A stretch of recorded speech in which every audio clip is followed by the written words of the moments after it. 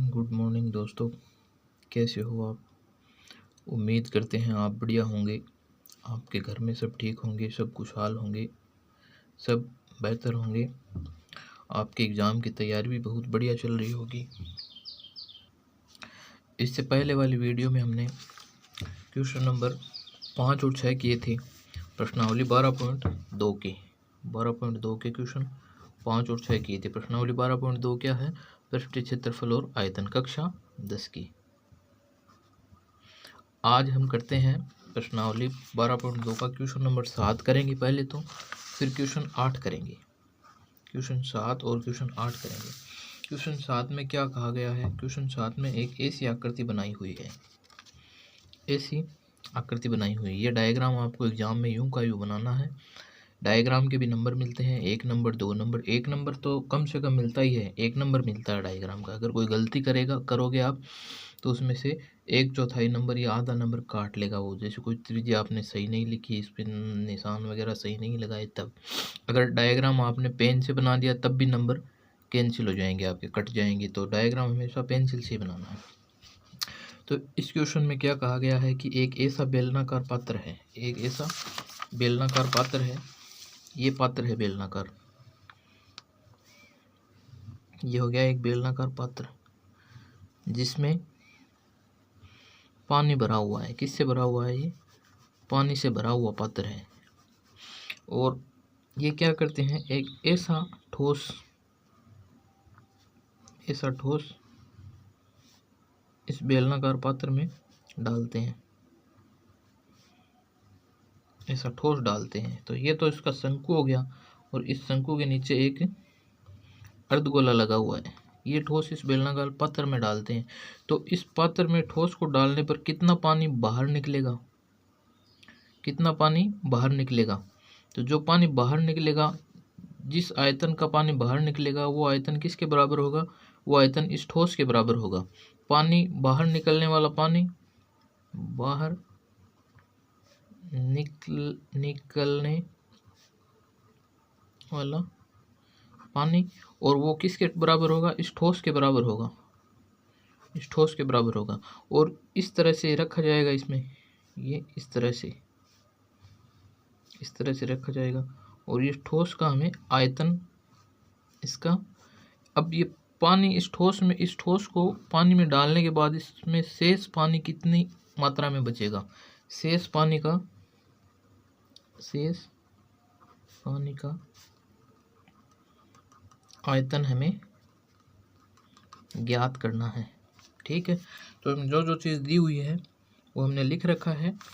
आगे हम सरल करते हैं इसको। क्या दिया हुआ हमें? बेलन की ऊंचाई कितनी है? 180 सेंटीमीटर।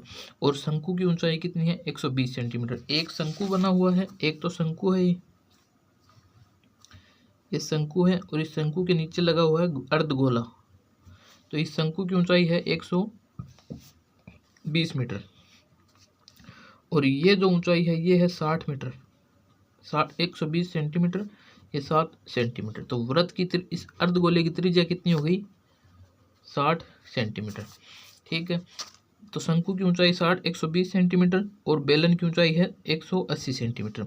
अब एक चीज याद रखना कि ये जो बेलन है, बेलन एक तो हमारे पास बेलन, एक गोला अर्धगोला और एक शंकु, इन सब की त्रिज्याएं क्या है? सेम है। आप देख सकते हो इन तीनों की त्रिज्याएं सेम है, इन सब की त्रिज्याएं क्या है? बराबर है। तो हमने ये लिख दिया, बेलन की त्रिज्या बराबर शंकु की त्रिज्या बराबर अर्धगोले की त्रिज्या, अर्थात त्रिज्या आर बराबर क्या है? 60 सेंटीमीटर। ज्ञात क्या करना है? बाद ठोस को बेलन में डालने के बाद बेलन में बचा शेष पानी, तो पानी का आयतन, शेष पानी का आयतन। तो शेष पानी का आयतन कैसे निकलेगा? वो देखो, बेलन का आयतन माइनस ठोस का कुल आयतन, बेलन का आयतन माइनस ठोस का कुल आयतन। इस ठोस का कुल आयतन क्या होगा? इस ठोस का कुल आयतन होगा ऊपर वाले भाग का आयतन, शंकु का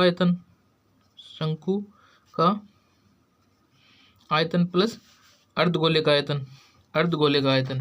तो ये तो शंकु हो गया, शंकुआकार भाग का आयतन प्लस अर्धगोले का आयतन, ये हमें लिखना है। तो बेलन का आयतन क्या होगा? बेलन का आयतन होगा पाई आर स्क्वायर एच। बेलन का आयतन होगा पाई आर स्क्वायर एच। तो हम लिखते हैं पाई आर स्क्वायर एच। फिर माइनस करना है, माइनस क्या करना है, ठोस का आयतन। ठोस का आयतन क्या है, एक पहले तो शंकु का आयतन, शंकु का आयतन है 1/3 पाई आर स्क्वायर एच। ये तो शंकु का आयतन हो गया।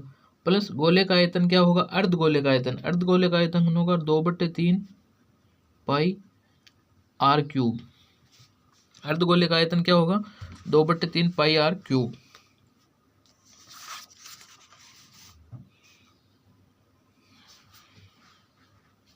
तो इनमें से अब कॉमन लेते हैं अपन, क्या कॉमन आएगा देखिए आप, पाई आर स्क्वायर एच माइनस एक तो आ जाएगा 1/3, ये तो आ गया 1/3, एक पाई और एक आर स्क्वायर आ जाएगा। तो ये पाई और ये आ गया आर स्क्वायर। अंदर क्या बचा, एक तो एच बचा, एक बचा 2r, ये बचा अंदर। अब हम फिर से इसमें से कॉमन लेते हैं। इसमें से क्या कॉमन आएगा, पाई आर स्क्वायर कॉमन आ जाएगा।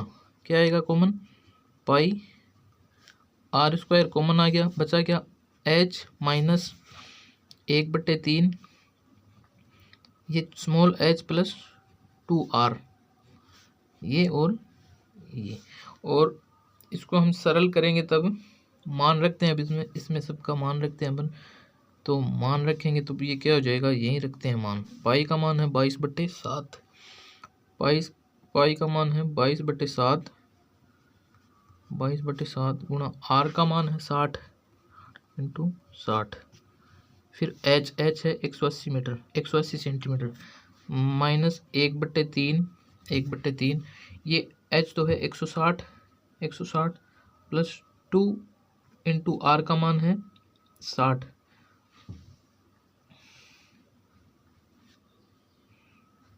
आर का मान है 60। ये 160 नहीं है, ये 120 है। एच बराबर क्या है, 120। तो हम लिखते हैं आगे 22/7 और 6 को 6 से गुणा करेंगे तब तो हो जाएंगे 36, और आगे 2 जीरो लगा देंगे, 2 जीरो। और ये क्या हो गया, 180 माइनस 1/3 120 माइनस 120 प्लस में क्या है, ये 120। अगले स्टेप में हम लिखते हैं 22/7 गुणा 3600, और ये 180 माइनस 1/3, 120 और 120 हो जाएंगे 240।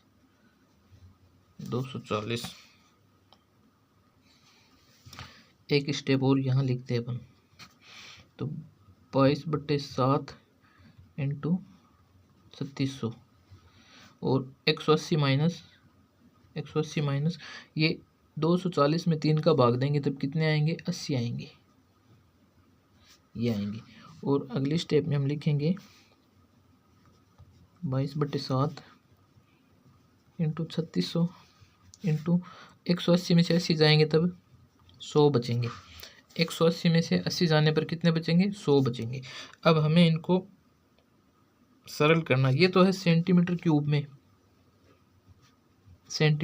में आए हैं ये आयतन, शेष बचे पानी का आयतन।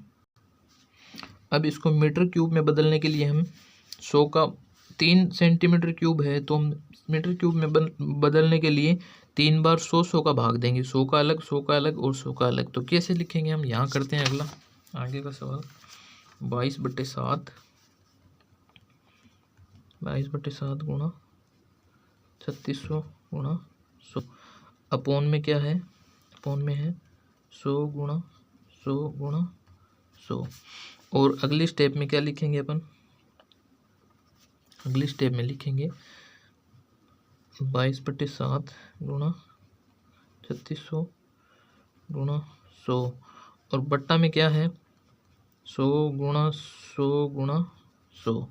और इससे अगले स्टेप एक और लिखेंगे, उसमें क्या आएगा, ऊपर है 1 2 3 4 जीरो कैंसिल हो जाएंगे, तो ये आ जाएगा 22 गुणा 36/700। और 22 गुणा 36/700 करेंगे तब कितने आएंगे, तब ये कुल मिला के उत्तर आएगा 1.5 1.131 मीटर क्यूब, अर्थात ठोस को पानी में डालने पर बेलनाकार पात्र में शेष बचा पानी 1.131 मीटर क्यूब होगा, या पानी का आयतन होगा, या पानी का आयतन होगा। ये सवाल कर लिया हमने 7वां। अब हम सवाल करते हैं 8 नंबर का। सवाल 8 में क्या है, ये पात्र दिया हुआ है, इस पात्र का हमें आयतन ज्ञात करना है। इस पात्र में पानी डाला हुआ है, उस पानी का आयतन ज्ञात करना है। क्या कहा गया है, एक गोलाकार पात्र है, एक तो गोलाकार है, और उसके ऊपर एक बेलन लगा हुआ है। बच्चों ने इसका आयतन ज्ञात किया है। तो आयतन कितना आया, 345 सेंटीमीटर क्यूब आया इसका आयतन, बच्चों ने किया। अब हमें इसका आयतन ज्ञात करना है और पता करना है कि बच्चों ने यह आयतन सही ज्ञात किया है या गलत ज्ञात किया है। तो चलिए हम करते हैं। गर्दन वाले, ये तो इसकी गर्दन बताया, इसको तो गर्दन बताया गया है, और ये इसका गोलाकार भाग है। तो गर्दन वाले भाग का व्यास कितना है, 2 सेंटीमीटर। 2r बराबर, ये 2r ये है, 2r बराबर 2 सेंटीमीटर। तो गर्दन की त्रिज्या, बेलनाकार भाग की त्रिज्या r बराबर 1 सेमी हो जाएगी। बेलनाकार भाग की ऊंचाई h बराबर 8 सेमी। गोलाकार भाग का व्यास 2r बराबर कितना है, 8.5 सेंटीमीटर, और गोलाकार भाग की त्रिज्या r बराबर 4.25 सेंटीमीटर। ज्ञात क्या करना, बर्तन में पानी का आयतन ज्ञात करना है। तो चलिए करते हैं हम। बर्तन में पानी का आयतन बराबर, यहाँ लिखते हैं पहले तो बेलनाकार भाग का आयतन, बेलनाकार भाग का आयतन प्लस गोलाकार भाग का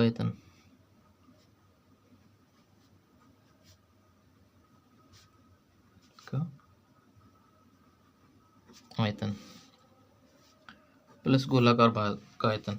तो बेलन का आयतन क्या होगा, पाई आर, पाई बेलन के लिए आर होगी ये आर स्क्वायर, और एच क्या हो जाएगी, बेलन की ऊंचाई एच दी हुई है, एच ये है बेलन की ऊंचाई, प्लस में गोले का आयतन होगा 4/3 पाई आर क्यूब। इसमें से कॉमन जो आएगा उसको हम कॉमन लेंगे, कॉमन सिर्फ पाई आएगा यहाँ, और कुछ कॉमन नहीं आएगा। चलो करते हैं हम, पाई को बाहर निकाल लेते हैं एक बार। तो R square H plus 4/3 R cube. अब मान रखते हैं हम, अगले स्टेप में यही कर लेते हैं एक स्टेप। तो पाई और आर स्क्वायर का मान तो है 1/2 इंटू में एच कितनी है, ऊंचाई है 8 प्लस 4/3, और आर का मान है 4.25 की पावर 3, 4.25 की पावर 3। ये क्या आया, 4.25 की पावर 3। 4.2 क्या है, गोले की त्रिज्या। आगे करते हैं हम यहाँ, पाई का मान 22/7 है या 3.14 है, 3.14 लेना है, 3.14, और ये 1 का वर्ग करेंगे तब तो 1 आएगा, गुणा में 8 है, प्लस 4/3 इंटू 4.25 का वर्ग क्यूब है, क्यूब करेंगे तब क्या आएगा, इसका क्यूब करने पर आएगा 76.77, और इसको आगे सोल्व करेंगे तब ये क्या हो जाएगा, 3.14, ये 8 प्लस इस वाले भाग को सोल्व करेंगे तब क्या आएगा, 307.08, 7.08। ठीक है, इसमें 8 जोड़ेंगे तो 7 दूनी 14 15, 315.08 हो जाएगा। ये कितना हो जाएगा, 3.14 गुणा 315.08, ये क्या हो गया, सेंटीमीटर क्यूब। अब हमें इसको और सरल करना है। एक छोटी सी गलती कर ली हमने, इस 3 का भाग नहीं दिया इसमें, इस 3 का भाग देंगे तो ये कितना आएगा, 3 का भाग देने पर ये आएगा। इस लाइन को काटते हैं अपन, पहले ये लिखते हैं यहाँ 3.14, ये 8 प्लस ये बचेगा 102.36 बचेगा अपने पास, 3 से, और इसमें 8 जोड़ेंगे तब ये कितना हो जाएगा 3.14, और गुणा में क्या है 8 जोड़ देंगे तो 110.36 हो जाएगा। और इसको गुणा करने पर क्या प्राप्त होगा हमें, ये गुणा करेंगे हम तो ये हमारे पास आएगा 340.53 आंसर। अर्थात बच्चों द्वारा ज्ञात किया गया आयतन कितना आया था 345 सेंटीमीटर क्यूब। ये इसमें सेंटीमीटर क्यूब भी लगाना, सेंटीमीटर क्यूब गलत है। इस पात्र का आयतन 346.53 सेंटीमीटर क्यूब होगा, ये होगा इस पात्र का आयतन। तो चलिए हमने प्रश्नावली 12.1 और 12.2 भी कंप्लीट कर ली। आगे मिलते हैं हम अगली प्रश्नावली में। वीडियो को लाइक करें, शेयर करें, कमेंट करें, चैनल को सब्सक्राइब करें और हमारे चैनल से आप लगातार जुड़े रहिए। वीडियो देखने के लिए आपका बहुत बहुत शुक्रिया।